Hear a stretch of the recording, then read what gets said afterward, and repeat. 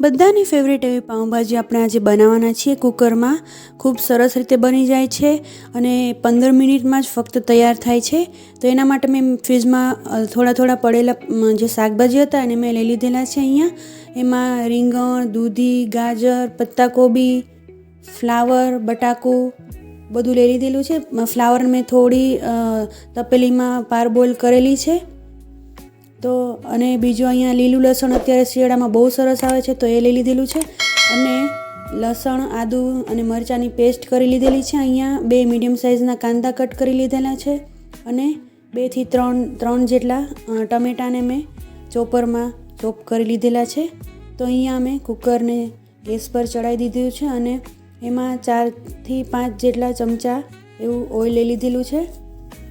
Oil ગરમ થાય એટલે આપણે એમાં હિંગ નાખી દઈશું. અહીંયા રાઈ કે જીરું કશું જ નથી એડ કરતી, તો ખાલી હિંગ જ નાખી અને પછી આપણે આદું અને મરચાં અને લસણની પેસ્ટ અને જે લીલું લસણ છે તેને એડ કરી દઈશ અને સરસ રીતે હલાવી દઈશું. અને એમાં આપણે હવે કાંદા છે, ડુંગળી તે એડ કરી દઈશું. એને બી સરસ રીતે મિક્સ કરી લઈશું એક વખત. બહુ સરસ રીતે બને છે આ.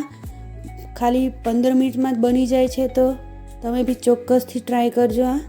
હવે એમાં આપણે બધા મસાલા એડ કરી દઈશું. એમાં સ્વાદ પ્રમાણે નમક, ધાણા જીરું પાવડર, કાશ્મીરી મરચું પાવડર અને પાઉંભાજીનો મસાલો છે તે એડ કરી દઈશું. અને એને બી અગેન પાછું મિક્સ કરી લઈશું સરસ રીતે. અત્યારે શિયાળો છે તો શાકભાજી બી બહુ સરસ આવે છે, પણ મેં અહીંયા થોડા જે બધા શાકભાજી પડેલા હતા ફ્રીજમાં એનો યુઝ કરીને ક્વિક બની જાય એવી બનાવી છે આજે પાઉંભાજી. હવે એમાં આપણે ટમેટાં એડ કરી દઈશું અને એને બી સારી રીતે મિક્સ કરી લઈશું. કઢાઈમાં જે પાઉંભાજી બનાવે છે ઓલરેડી મારા ચેનલ પર આપેલી છે, તમે ચેનલને વિઝિટ કરી અને જોઈ શકો છો. તો અહીંયા ટમેટાં અને ડુંગળી ને બધા મસાલા એકદમ સરસ રીતે મિક્સ થઈ ગયા છે. હું એને ઢાંકી અને 1 થી 2 મિનિટ જેટલું થોડું ચડવા દઈશ. અને 2 મિનિટ પછી આપણા મસાલાને એ સરસ ચડી ગયા છે, એમાંથી તેલ બી છૂટું પડી ગયું છે. તો એને બી મિક્સ કરી એકવાર અને એમાં હવે આપણે બધા વેજીટેબલ છે તે એડ કરી દઈશું.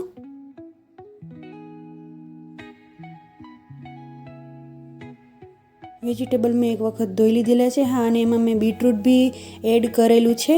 મેં અહીંયા હળદર નથી નાખેલી, જેનાથી આ કલર છે એકદમ રેડ, આપણે જે બજારમાંથી લઈને ભાજી ખાતા હોય તેના જેવો જ એકદમ સરસ કલર આવે છે. તેના માટે મેં ખાસ બીટરૂટ અહીંયા એડ કરેલું છે. હવે ધાણા ભાજી થોડી ઉપરથી એડ કરી દઈશ.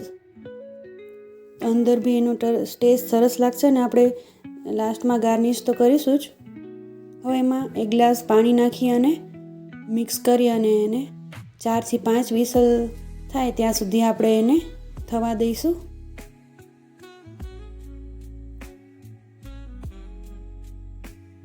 આ ખૂબ જ જલ્દી બની જાય છે પાઉંભાજી.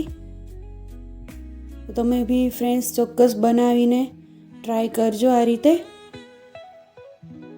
અને મને કમેન્ટ બોક્સમાં જણાવજો કે તમારી પાઉંભાજી છે કેવી બની છે.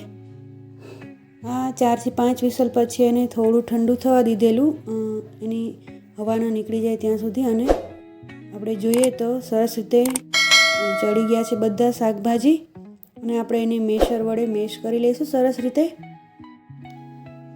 તો આ પાઉંભાજી એકદમ સ્ટ્રીટ સ્ટાઇલથી બની છે. ચોક્કસથી તમે ફ્રેન્ડ્સ ટ્રાય કરજો. અને અહીંયા આપણે હવે તમે જોઈ શકો છો એકદમ સરસ દેખાય છે. એને લીલા ધાણાથી ગાર્નિશ કરી અને રેડી છે આપણી પાઉંભાજી.